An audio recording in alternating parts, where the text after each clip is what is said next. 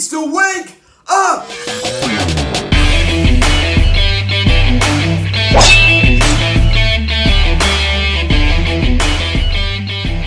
Yo, what is going on, everybody? Welcome to the Phillies Hatsu Videocast and recapping last night's disgraceful game between the filthy Phillies and the Miami Marlins as the Phillies lose 6-0 to the Marlins as they get 3 hits the entire game. Absolutely absurd, ladies and gentlemen. Absolutely disgraceful. I mean, boy, we lose another series after winning the first game of the series. This is a rage video.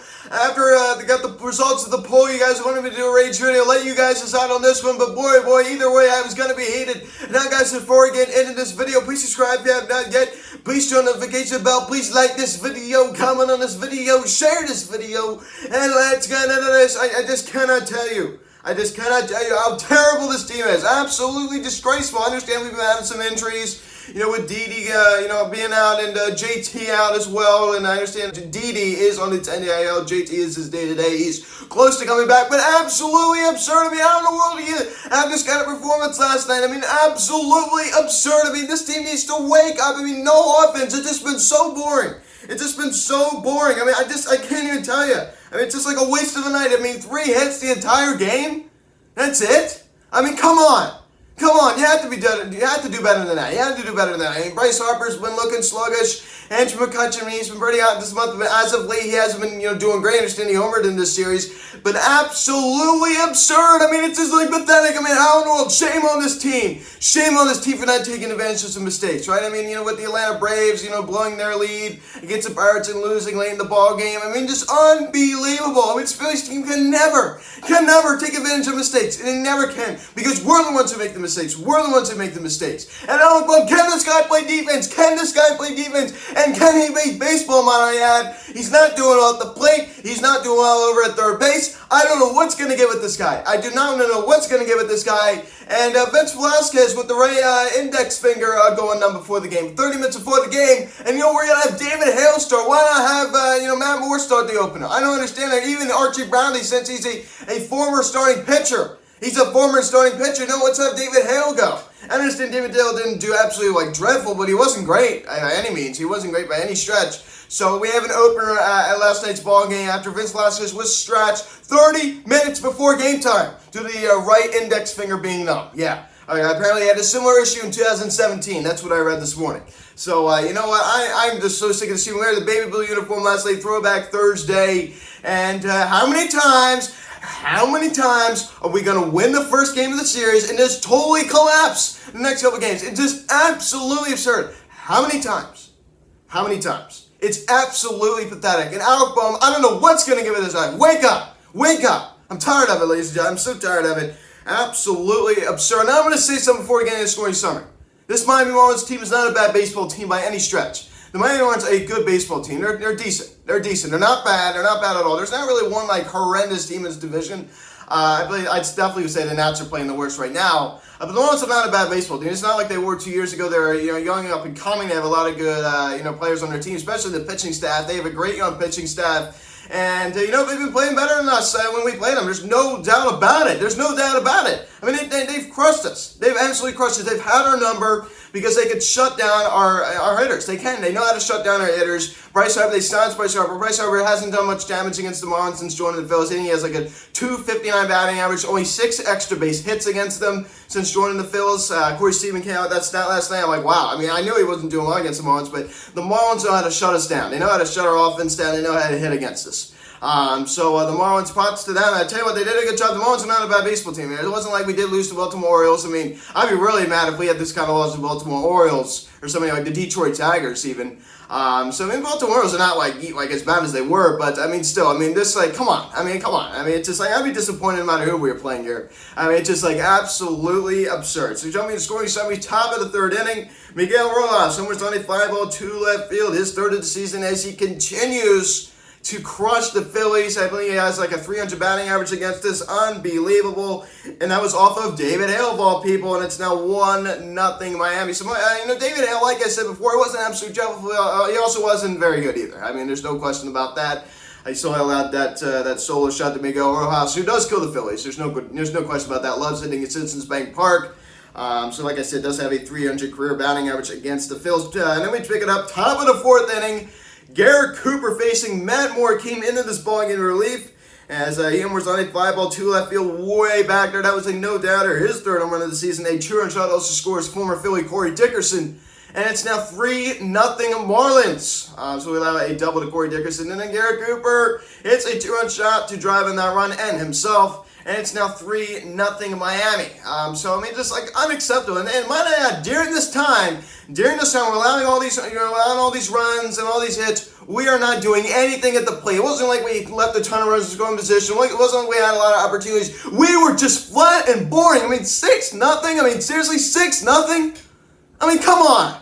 That is absolutely pathetic. I mean, come on. I mean, just like a laugher last night in Philadelphia. A laugher. Just totally unacceptable. That's the show we put on. Yeah, right. Oh boy. Then the top of sixth inning, Garrett Cooper. He jumps on a fly ball to right field.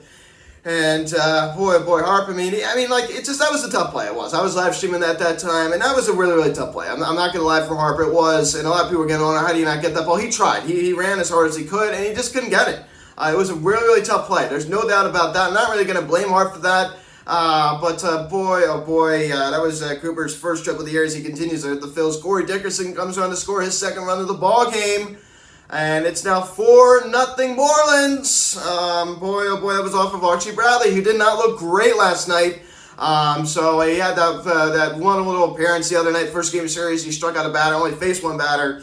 To end off the inning, of course, we all know there's just a 3-batter rule, but he did it to end off the inning, so that's okay. But boy, oh boy, it's just like, I don't even know with this team. To be honest, guys, I just don't know what's going on with this team. I really don't. We're just a 500 baseball team. That's what I know. That's what I know. We're a 500 baseball team, and stop getting your hopes up so much. This is a 500 baseball team. How many times am I going to say it? But still, it's just like, it's still hard to watch. It's still just so hard to watch, and oh boy, it's just like, oh my goodness gracious. Like I said, that was a tough ball for Harp to get. I mean, he tried to slide, he tried whatever he could. It was hit right down the line. And 4-0 Miami. And then Chad Galwick, he grounds out to second base. And Garrett Cooper comes around to score. And it's now a 5-0 Marlins lead. So they get the job done there. They could not turn two on that. So it's now a 5-0 Marlins lead. They just kept tackling it on, guys. It just was it just was so hard to watch. It's just like brutal to watch. It's no fun to watch your team get smacked around like it was last night. It's no fun. It's absolutely no fun. Especially when they don't even put up a fight. And it's one thing if you're losing like 8-7 and there's a fight out of the team. There was no fight, no heart. There was nothing out of this team. Nothing. Then it's up in seventh inning. We have a fielding error. Another fielding error from Alec Boehm over at third base, who just somehow cannot play defense at all. He showed a little bit of signs of light at the beginning of the season. Maybe he turned the page. But I guess we're wrong. Garrett Cooper hits a ground ball to third base, and Alec Boehm cannot make the play. Not really much of a weird bounce. I mean, it did kind of, bounce up, and Alec Boehm, he just couldn't get his glove on. He tried to reach out, and it just went right in the left field. And Corey Dickerson comes around to score his third run of the ball game, and it's now 6-0 Miami, and they go over that score 6-0. Your final score is absolutely to squash the Phillies like a bug in the final game of the series as they take 2 out of 3 in Philadelphia and embarrass the Phils. So good job, Phillies. Good job for not putting up a fight. Good job for making all these errors, and shame on Alec Boehm for not getting that ball. It's just like that ball definitely should have been got. I've gone to his defense a little bit on some tough plays, but that was not a tough play. Yeah, I'm going to give you a stat here. Alec Boehm has 9 errors since his call-up last year, the third most among NL third basemen. He has just not been very good. I mean, Austin Riley and Brian Anderson have more. And that's in 60 more innings, by the way. That was in 60 more innings that they played, Austin Riley and Brian Anderson. But even if he play more innings, he'd probably be ahead of them. So absolutely pathetic and absurd from Alec Boehm at third base. And I'm just tired of trying to go out of a limb to this guy and to try to defend him, because honestly, there's not much to defend anymore. But you all know he's not having the best of seasons at the plate. He's making errors. It's hard to have this guy's back right now. It really is. So Andrew McCutcheon but 3 strikeouts last night. I mean, it's just like, he's pulled off a little bit, but Duber Herrera getting 1 of 3 hits of the Phils with that double. And he also, might I add, hit a nice line drive out to left center field that was caught by Corey Dickerson, so he could have went 2 for 3. So Duber Herrera continues to stay out. But Bryce Harper, Another hitless performance for the second straight night with that strikeout. I mean, it's just like Harp. I mean, like, he's kind of going through this little bit of a dry spell right now. And I read an article this morning that, about his two-strike approach, about he shortened up his swing with 2 strikes, and I love that. He's getting in a different stance, and that's why he's hitting for a higher average this year, 294. But he's dipping a little bit there. He's dipping. You saw he's getting close to like 330 around that time. I don't think he's going to hit 330, but I think there's a good chance he could hit 300 this year. We're 25% of the way through the season. I would love to see him make the All-Star team, but if he continues to trend the way he's trending right now, with the lower batting average, hopefully, he does not trend like that, but hopefully he can get that back up to 300. He's not far off, but, everybody has an off night. But Rhys Hoskins, who went into this game, pretty hot with 2 strikeouts, and Brad Miller got ejected in the bottom, I think, for arguing balls and strikes. He heard some not very pretty words coming out of his mouth, arguing with the umpire, and he was rung up. Just like, I think we're frustrated. Not only was that, that was a strike. I look at the pitch cast. Not only was he upset about that, I think it's just like after a horrible loss last night like that, it's just like you're already frustrated. And like one little thing more can just blow you out of the water. It's just like boiling. It's almost like a pie. Boiling. And all of a sudden, boom. It's just like something really, you're already really mad. And it's something just like so minor. That was a strike too. Something just like so minor could just like set you off. Like you're done. Like you've reached the boiling point. You just can't go any higher. And Brad Miller lost his cool and was ejected. He got in the umpire's face. He was yelling. So Alec Bohm, not only did he make that error last night, but he had 3 strikeouts in a hitless performance, now batting .218. He tries to get up to like around the 230s and he just drops back down again. It's just like, I don't even know with Alec Bohm anymore. But we need JT Muto back. He's getting close. And like I said, this was a terrible loss. This was an absolutely horrendous loss. And I understand we don't have, Didi Gregorius and JT Muto. You have to keep that in mind here. It is playing a bit of an impact. But you know what? I could have seen us having a game like this with JT and Didi in the line. I definitely could have seen it. That's not really much of an excuse. I don't know what can you make that excuse when you go out there and lose 6-0 and collect 3 hits. 3 hits. The entire game.